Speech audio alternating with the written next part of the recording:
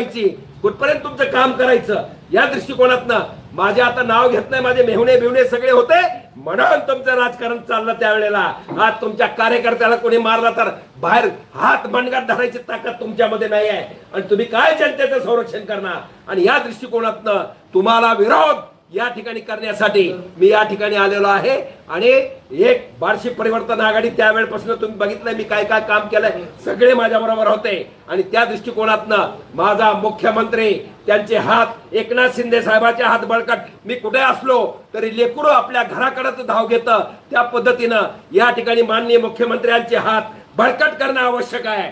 या ठिकाणी बाकी मला कोणाचं बोलायचं नाही, पण माझा एकनाथ शिंदे साहेब आज रिक्षा ड्रायव्हर असताना सीएम झालेला आहे, गोरगरिबाची जाण असलेला आहे. माझ्यासाठी 6 फोन केले कलेक्टर आणि विभागीय आयुक्ताला, असा मुख्यमंत्री मिळले नाही. आणि त्या मुख्यमंत्र्याच्या पाठीशी खंबीरपणे उभा राहण्यासाठी या ठिकाणी मी माननीय राजेंद्र राऊत धनुष्यबाण हे आमचा स्वाभिमान अभिमान आहे. त्या धनुष्यबाणाकरताच आयुष्य आम्ही या ठिकाणी पोलीस खात्यातनं बाहेर पडल्यावर या ठिकाणी हातामध्ये घेतलेला आहे. तो मर्दाच्या हातामध्ये शोभतो, नामर्दाच्या हातामध्ये शोभत नाही. आणि त्या दृष्टिकोनातनं जो शिवसैनिक पहिला हाडाचा राजेंद्र राऊत होता तो परत शिवसेनेमध्ये परत आलेला आहे. जसा चुकलेला पोरगा परत घरामध्ये येतो त्या पद्धतीनं हा स्वाभिमान अभिमान धनुष्यबाणाची ताकद हातामध्ये ठेवलेला हा परत आलेला आहे. आणि त्या दृष्टिकोनातनं राजेंद्र राऊत यांना बार्शी परिवर्तन महाआघाडी, आंदळकरांना छत्रालय आणि भाऊसाहेब आंदळकरांची काय असेल ती ताकद या ठिकाणी खंबीरपणे त्यांच्या पाठीशी उभा आहे. आणि जास्तीत जास्त मताने राजेंद्र राऊत यांना निवडून द्यायचं आहे. धनुष्यबाण खींच के तान धनुष्यबाण याशिवाय दुसरा पर्याय नाही आहे. मित्रांनो, अनेक मी कुणाला काय बोलू नका म्हणून मला सांगितलं, लय बोलणार आहे, 13 तारखेला सगळी चिरफाड मी करणार आहे. आणि त्या दृष्टिकोनातनं या ठिकाणी तुम्हाला ती ताकद नाही आहे तुमच्यामध्ये. तुम्ही मशाल दुसऱ्याची घर जाळण्याकरता हातात घेतलेले आहे, तुम्ही मशाल आंदळकरांचं घर जाळण्यासाठी हातात घेतलेले आहे. याच पद्धतीनं माझ्या लिंगायत बांधवांना सुद्धा विनंती आहे, हा कुणाचा नाही, तुम्ही काही करू नका. हा स्वार्थी माणूस आहे, याला संसारच नाही. तुमचा संसार हा काय करणार? पाणीच नव्हतं तर पाणी पुरवठा मंत्री होता, अशी अवस्था ह्या माणसाची आहे. आणि त्या दृष्टिकोनातनं बराच काय बोलायचं आहे. आणि त्या दृष्टिकोनातनं 13 तारखेला मी या गांधी पुतळा चौकामध्ये सभा माझी ठेवलेला आहे. राजेंद्र राऊत यांना पाठिंबा आता तर जाहीरच केलेला आहे. आणि त्यांच्या प्रचारार्थ माझी सभा या ठिकाणी गांधी चौकामध्ये ठेवलेली आहे. बरंच काही परत बोलायचंय मला मित्रांनो. बरीच संकट जगणं मुश्किल केलंय, जगणं मुश्किल. आणि ज्या माणसाने मला हा म्हणतो ना आयुष्यात न उठवायचा त्यावेळेला प्रयत्न झाला, आज झाला असेल. राऊताबरोबर आजही मी सांगितलं, मी अनेक पत्रकार परिषदा तुमच्याकडे प्रॉपर्टी बिपर्टीचे केलेल्या आहेत.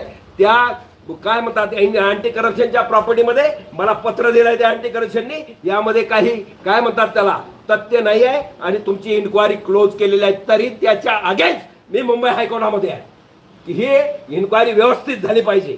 याचा अर्थ दुसरा अजून तुम्ही विचारायच्या आधी मी सांगतो, कुठल्याही दबावाला, कुठल्याही इन्क्वायरीला, कशालाही कुणाच्याही बापाला न भिणारा मी भाऊसाहेब आंदळकर आहे, माझे इन्स्पेक्टर आहे. तुमच्या माहितीसाठी सांगतो, माझं जे क्रशरची लाईट तोडलेली होती त्या लाईट संदर्भात पहिलं कनेक्शन कायम स्वरूपी बंद झालेलं आहे. नवीन कनेक्शन साठी अभय योजना जी शासनाची आलेली आहे त्या अनुषंगाने मी कनेक्शन घ्यायचा प्रयत्न करतोय. माझा अजूनही क्रशर चालू नाही आहे. दुसरा 21 कोटीचा आजही परवा निलावाची नोटीस निघालेली होती. या दृष्टीने तुम्हाला कोणी हे काय समजा म्हणतील की असं झालंय, त्या दिवशी काहीतरी ऐकलं कुठं अडकलेत माणसं तिथं अडकलेत.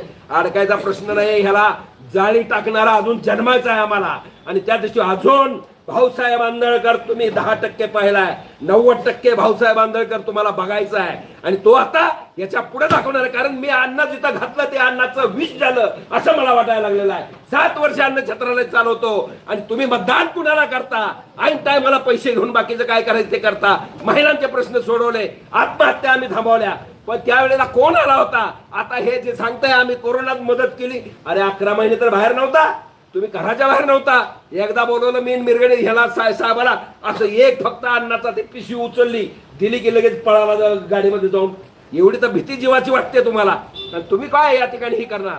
आजही मी सुधीर सोपलाचं माझ्या वैयक्तिकरित्या मी आभार मानतो, परंतु दिलीप सोपल फार कपटी माणूस आहे आणि तो या ठिकाणी दुसऱ्याचं आयुष्य उद्ध्वस्त करायला त्याला काही सुद्धा वाटत नाही आणि त्या दृष्टिकोनातनं या ठिकाणी कामकाज चाललेलं आहे. 13 तारखेला येणाऱ्या मी जाहीर सभा राजेंद्र राऊत यांच्या संदर्भामध्ये, त्यांच्या विजयाच्या संदर्भामध्ये घेतोय आणि मला कळतंय वातावरण वगैरे काही नाही आहे. आज आता मला काय बोलू नको म्हणलेले आहेत, पण काही लोकांची भांडणं लावण्याचं काम ह्यांनीच माणसं पेरायची. एक अतृप्त आत्मा आहे बीजेपीचा, त्यांनी पेरायची. इकडं दुसऱ्यांनी अजून त्या आत्रिक मुनी करून पेरायची, तीच माणसं पाठवायची आणि आपणच जायचं तिथं पेटवापेटवी करायची बाहेर जाऊन की राऊतला ही आहे राऊत. ती दादागिरी गुंडगिरी दहशत आणि मोडून काढू की काय असेल ते, तो विषय नाही आहे. परंतु या ठिकाणी त्याला बदनाम करायचा प्रयत्न ह्याच लोकांनी केला आणि ह्याच मंडळीने ही पेरलेली माणसं या ठिकाणी समाजामध्ये वाद लावायचा प्रयत्न केला. परंतु त्या दृष्टिकोनातनं राजेंद्र राऊत यांचं जे काम, जो विकास 4-4.5 कोटी रुपये निधी कधी आणलाय का कोणी आपल्याला, त्या पाहिलाय का कधी स्वप्नाने दिलेला. यांचा कारखाना संतनात कारखाना बंद पाडला, सगळं तिकडेच गेला. त्या मोडलिम बिल्डिमला कुठे जाऊन काय करायचं ते सगळं बंद पाडून टाकलं. काय कधी उबदारीची उदिलेलं नाही. पाहुणे खोटा असेल तर सांगा, त्याच पद्धतीने काम चाललंय. इकडलं त्या आर्यन शुगरचं तसंच लोकांचे पैसे बुडवले, शेतकऱ्याचे पैसे बुडवले आणि पुन्हा म्हणले मी इकला कारखाना म्हणून. आज काय चाललेलं आहे या दृष्टिकोनात डीसीसी बँकेचं काहीतरी झालेलं आहे. काल परवा आता त्या ठिकाणी मोठे मोठे नेते त्या ठिकाणी अडकलेले आहेत. कारण 70% शेतकऱ्याला पैसा द्यायला पाहिजे, 30% उद्योजकाला द्यायला पाहिजे. ह्याने उलटा गणित केला. 70% ह्याने आणला आणि 30% फक्त शेतकऱ्याला वाटला. अशा प्रकारचे राजकारणी बार्शीला पाहिजे का? आणि कुठवर पाहिजे? वय झालं तुमचं आता काय कुठवर? आई उदगा अंबाबाई काय काय चाललंय हे? कुठंतरी हे थांबलं पाहिजे. लोकांना कळत नाही आहे काय? आणि आम्ही या ठिकाणी याचा निषेध सगळ्या गोष्टीचा करतो. आणि जे आज पत्रकार परिषद बोलवलेले आहे त्या दृष्टिकोनातनं तुम्ही आलात त्याबद्दल मी आभार मानतो. 13 तारखेपासून निवडणुकीच्या रिंगणामध्ये म्हणजे काय म्हणतात त्याला, इलेक्शनच्या ह्याला प्रचारासाठी आम्ही उतरणार आहोत. 13 तारखेला जाहीर सभा जुन्या गांधी लाव रे तो व्हिडिओ, सगळे व्हिडिओ माझं काय दाखवायचं ते उपडायचं ते उपडू दे, मी बघतो. कारण त्याची काळजी मला नाही आहे. पण तुमचं मात्र या ठिकाणी चिरफाड केल्याशिवाय राहणार नाही. कारण लोकसभेला तुम्ही मला विरोध केला, माझ्या आयुष्याला विरोध केला, माझ्यावर गुन्हे दाखल केले, माझ्या घरादाराला आरोपी केलं. हे स्वप्नाने केलं. मला उद्ध्वस्त करायचा प्रयत्न केला, स्वप्नाने केला. शिवाजीराव डिसले माझ्या वर्षात आई तिथं उद्घाटनला खनिक्रेशरच्या आल्या आणि हा म्हणतो बार्शीत नाही आणि आम्ही उद्घाटन करून बाहेर येतो, हा सोलापूरला चालला. माझ्या वाहण्याचा माणूस मोठा झाला नाही पाहिजे या दृष्टिकोनातनं स्वतःच्या मेहण्याचा तुम्ही झालं नाही तर आमचं काय होणार आहे तो प्रश्न नाही. आणि त्या दृष्टिकोनातनं आम्ही आता जास्त काय बोलायचं ते 13 तारखेला बोलू.